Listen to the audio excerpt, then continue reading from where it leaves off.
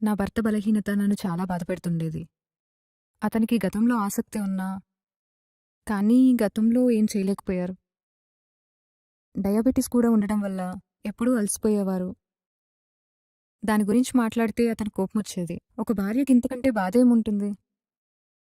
మునుపటి ఉత్సాహం ఇంకా ఆసక్తి లేవు. అతని శరీరంలో శక్తి తగ్గిపోయింది. హార్మోన్లు తక్కువయ్యాయి. అది అతని శరీర తత్వాన్ని మరియు సామర్థ్యాన్ని మెరుగుపరిచింది. ప్రతిరోజు ఏ క్యాప్సూల్స్ తీసుకుంటున్నాడు. ఇప్పుడు తను ఎల్లప్పుడూ మూడ్లోనే ఉంటున్నాడు. తనను తాను మలుచుకున్నాడు. అశ్వగంధ, సఫేద్ ముస్లి, శిలాజత్ వంటి పదార్థాలు అతనికి యవ్వన శక్తిని తీసుకొచ్చాయి. క్యాప్సూల్స్ అద్భుతం. మనసు కోరుకున్నది తను చేయగలుగుతున్నాడు. ఇప్పుడు తన నోటి నుండి అలసిపోయానన్న మాట వినట్లేదు. అంతేకాదు, ఇప్పుడు మా బంధం చాలా స్పెషల్గా మారింది. శక్తి, ఆత్మవిశ్వాసం మళ్లీ తిరిగి పూర్తిగా వచ్చింది. క్రీమ్ వాడటం వల్ల ఇంకా లాభం వచ్చింది.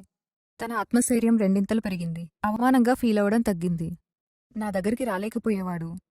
ఇప్పుడు తన స్పర్శతో మునుపటి ఆనందాల వెలుగులు మళ్లీ చూశాను. భర్త రాత్రిపూట తన బాధ్యతను నిర్వర్తించినప్పుడు భార్య సంతోషంగా ఉంటుంది.